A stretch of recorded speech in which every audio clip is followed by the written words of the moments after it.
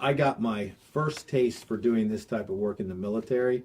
I was a captain in the Army Judge Advocate General's Corps, and my position at that time was helping people who were being medically boarded out of the military. They have a rating system, and we would try to increase their rating system so that they would get compensation that we felt was in line with the injuries that they had sustained. So when I got out into private practice, I followed up with doing the personal injury work. And so we've been doing personal injury for 40 years. And again, we do a lot of car, truck, motorcycle type accidents. 40 years, that's a long time. Yes, it is. So I'll ask you some scenario-based questions. If you have been in an accident and are at the scene, what should you do? So if you get in an accident and you're at the scene, first thing you need to do is call the police. Call the police and have them come to the scene to assist you. Second thing is assess for injuries. If you're injured, make sure that they send an ambulance to take you to the emergency room for the treatment that you need. Third thing you need to do is make sure you take photos of the scene as best you can, because it's better to have photos later on so that we can determine liability and it can help with your case. And what is required to have a claim? In order to have a claim, you need three things. We need to have somebody else being liable for the accident. The second thing is you have to have been injured, which of course you are if you're calling us. And the third thing is we need some form of insurance, automobile insurance. That could be a third party, the person who's responsible for the accident, or it could be your own insurance carrier. Great. Tell us more about insurance, how the insurance claim works and what is required. You want to take this one? Sure. In order to have a case, there has to be some type of insurance coverage. So if there's a driver who caused the accident and they have insurance, we primarily go after their insurance coverage. If they have no insurance or they don't have enough insurance, you then look at your own policy, and hopefully you have a policy that will include what they call uninsured, underinsured motorist coverage, which will pay in the event the other driver is either one, uninsured, or if the other driver doesn't have enough insurance to pay you. As far as insurance, are there good insurance that you recommend? The most important thing is to protect yourself and your family. So that is why you want to make sure that you have uninsured, underinsured motorist coverage. That's the way you protect yourself, your family, and whoever else is in your car. If you also have medical payments, that will take care of medical bills up to whatever that limit is. Some people get the cheapest insurance possible. They get liability only, which basically means they can go out and drive legally, but if something happens to them, if they're hit by an uninsured driver, if that driver doesn't have enough insurance, they're not going to be covered for anything further.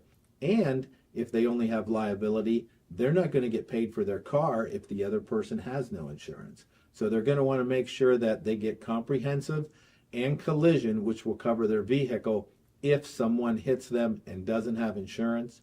Also, if they're at fault, that's the only way they're going to get insurance for their car. We suggest making sure they go through all the coverage with their agent and list everything out so they understand it. And of course, for our clients, we tell them to bring their policy in. We'll take a look at it and we'll make suggestions to them as exactly what they need to protect themselves and their family. You heard it here. If you need any help or have questions, contact Justin and Russ. As far as claims, what is the process to submit a claim through insurance? So in order to submit a claim, basically what would happen is if we're representing you, you would come into our office, we would sign you up, and we would submit all the necessary paperwork to the insurance carrier. We would send them a letter of representation saying that we're representing you, and then we would file a claim. That claim may be filed with the at-fault party, or it may be filed with your own insurance carrier. By submitting a claim with your own insurance carrier, that does not mean that your rates are going to go up. There's an Ohio statute that protects you, so your rates will not go up if you are not at fault for an accident just because we're filing a claim. After filing the claim, then they will start working on getting your vehicle paid for and covered earlier on, and then we will work on resolving your injury claim at the end of the case. Thank you. And as far as if you don't have insurance or Medicaid, how do you get medical treatment? So some medical providers will treat you on something called a letter of protection. A letter of protection will provide the provider the understanding that they will treat you. And then after they treat you, we can work on getting them compensated once we resolve your claim at the end of your case. Okay, and then for your lawyer, how does your lawyer get paid? So our fee is all contingent based. What that means is that we do not get paid unless we are recovering money for our client. So there's no expenses to you or costs to you out of your pocket if we are not recovering for you. Thank you. And as far as claims, is there an average time it takes from start to finish? There is no real average time. It purely is dependent on how long it's going to take you to treat and get better.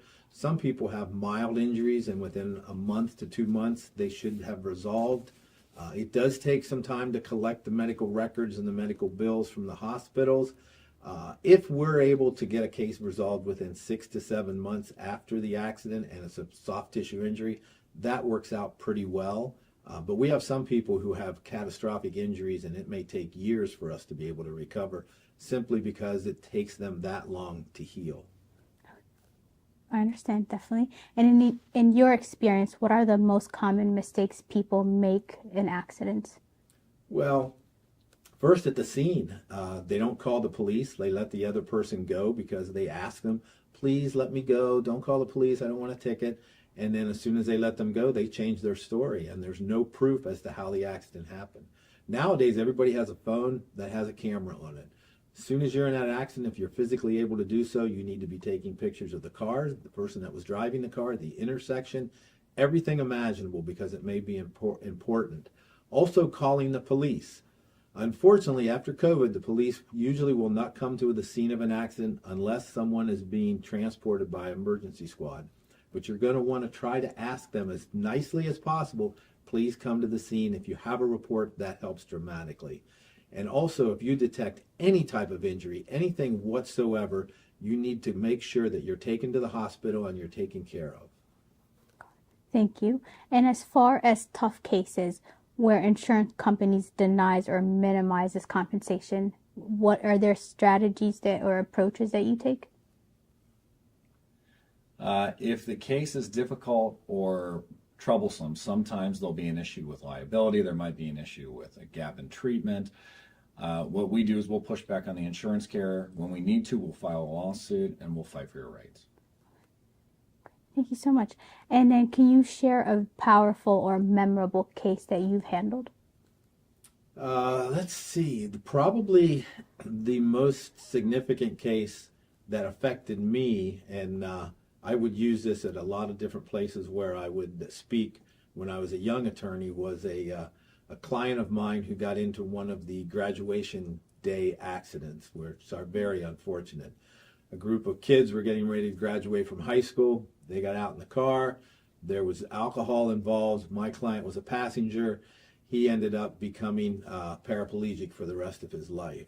We were able to successfully sue the driver of the car, the homeowner that provided the alcohol, the carryout that provided the alcohol, the homeowner's insurance for where they had consumed the alcohol. So we were able to get that individual enough compensation to take care of him for the rest of his life. And I became personal friends with him and his family. And it probably left the biggest effect on me, showing me how I, as an attorney doing this kind of work, can actually make a huge impact in someone else's life. That is, I'm speechless. You went far and beyond to help your client, which is appreciated. And as far as the community, the Somali community, the Franklin County community, why do you believe people place so much trust in your law firm? I think it's because of our longevity. I've been here 25 years working with the community, and we have, in that time period, donated countless dollars to numerous different organizations. We feel that if we're going to be making money off the community, it's our duty to make sure that we give back. And so for the last 25 years, we have sponsored numerous events, numerous different organizations, soccer tournaments, Independence Day, International Women's Day, the mosque during Ramadan, scholarships for children of Somali descent who are going to college. You name it, we've done it, and I think it's important that we contribute, and I believe the community sees us as part of the community now. There's no other attorneys, there's no other person out there that does as much as we do, because we enjoy being able to work with the community, and we think it's only right that we give back. Definitely. Thank you so much. We appreciate it. What advice do you have for immigrant communities like the Somali community who may be unfamiliar or hesitant about navigating legal systems after an injury? Well, best thing is to call us. We can certainly tell you if you have a claim or if you don't have a claim. There's also types of injuries that we may not do, workers' compensation, for example, where we can refer someone if they've been injured to work to attorneys. We have people call us for traffic tickets. We don't do that. We can send them somewhere. We've been doing this a long time, so we know someone that should be able to take care of pretty much any kind of legal problem that you have. So if you give us a call, if we don't do that kind of work, we'll be happy to help navigate you through the system. It's just very important to use the access to us so that we can make sure that you're taken care of. Definitely. And as far as your firm, what do you specialize in? Our biggest thing we do are probably automobile accidents. We also have a niche where we do help a lot of truck drivers and trucking accidents, which we're able to hopefully assist them along with other attorneys in states other than Ohio. We also do a lot of motorcycle accidents, and we do get the occasional Somali who is riding a motorcycle nowadays, and we are able to help them out quite a bit. But the bulk of what we do are the automobile cases. Great. Thank you so much. I wasn't aware that you specialize in trucking or helping truck drivers. There's many Somali truck drivers. So there are a lot of Somali truck drivers, and we try to help them somewhat before the accident as well. We tell them bring their insurance in for us to take a look at, making sure that they have some type of occupational accident policy that will cover them in an accident, and also making sure that if they're an owner-operator, if they're going to have their own LLC and it gets a little complicated, that they also can pay into the workers' comp system where they'll be able to get benefits if they happen to be at fault and get injured. So we do a lot of trucking cases. Great. Thank you. And you heard it here. This is Russ and Justin with the Flickinger Legal Group. So any legal questions that you may have, even if they don't specialize in it, they will love to help you and assist you and guide you in the right direction. Thank you for watching Dalmar TV. This is your host, Sabrine Mire.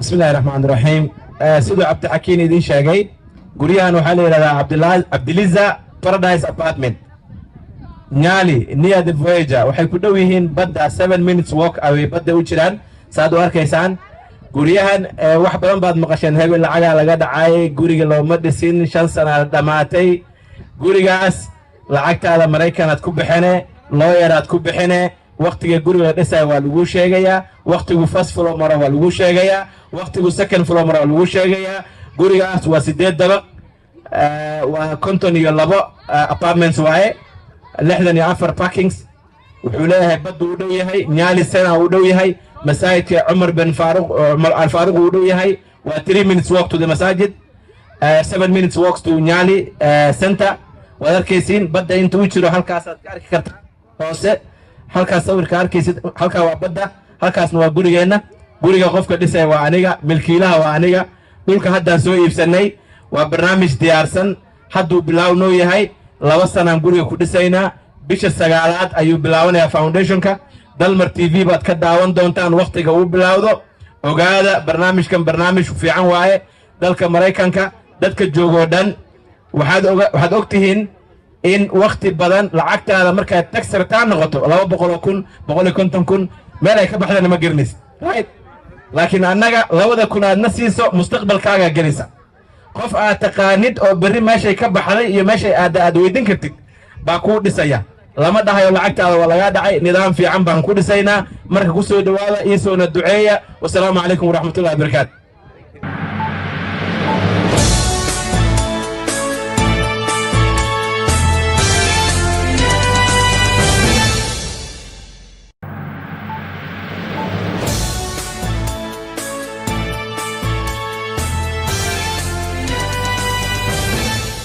Hi, my name is Christina J. I'm the principal here at Zenith Academy North, located at 4606 Heaton Road. I just would like to let you know a few things about our program that we offer. We offer free breakfast and free lunch. We provide our own transportation.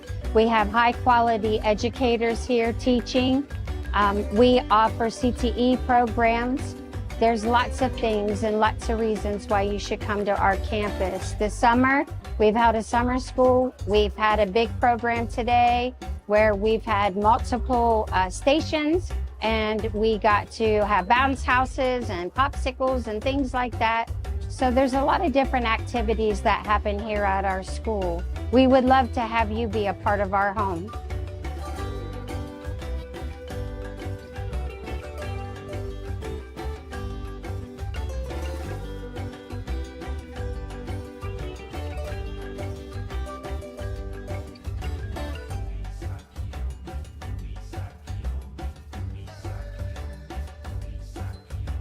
Okay, hi, my name is Mr. Tyson. So today we came out to the school and we did different activities. Students went around to different stations and they did a couple different activities. One of them was a math activity. They had a contest to see who could solve the multiplication problem first. We spent a little bit of time outside, but it was too hot. They had lunch. Let's see what else they do. We did some learning about your own emotions, your own emotional health. Learned about that too. Hi, my name is Miss Woody, and today we had at Zenith Academy we had an educational carnival. So I was in charge of the social emotional station where they got to learn about their emotions, their feelings, and how to exercise those things in a healthy way, but also how to identify when you're having a different emotion. So they got to do a little activity where they had a presentation, they got to learn about it, so it was educational, but also we got to do some arts and crafts. So we got to do like a butterfly, putting a butterfly together and creating like this little holder where they got to have free toothbrushes and toothpaste that they got to take home so that they can take care of their dental health.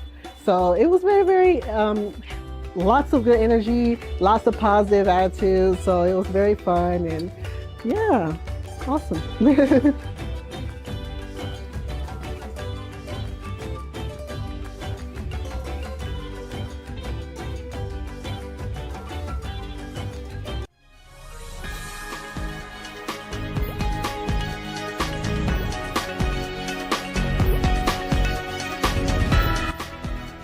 mahadsan botaan waa sax waxaan ahay madaxa rugta ganacsiga ama si loo yaqaano Somali American Chamber of Commerce beeskeedu yahay Columbus Ohio dadka Soomaaliyeed dalkan Kenya joogo ama Soomaaliya joogo hanoo imaadeen waxay ganacsi ka sameyn karaan dalka Mareykanka waxaan rabnaa in standardka Soomaaliya lagu iibiyo Columbus iyo Minneapolis waxaan rabnaa qudaarteena iyo nidaamkeena in loo dhoofiyo dalka Mareykanka horta anigu dawladdan ka mid ahay nin siyaasi ah oo xisbiga Republicanka ah soo mataqaana soo orday oo madaxweynaha la soo shaqeeyay xisbiga soo shaqeeyay ana horta waxaan u arkaa hadda nin oo aad loolanka ugu jira oo nin dhalinyaro oo sanadka hadda kamid ah Abdul Yusuf Xaaji waxaan reer Gaarisa u sheegayaa haddii uu ninkaas maanta soo baxo uu yiraahdo governor baan rabaa Gaarisa County dadka reer Gaarisa waxay u helayeen isbeddelkana wuxuu ku imaan karaa yaa wax bedeli kara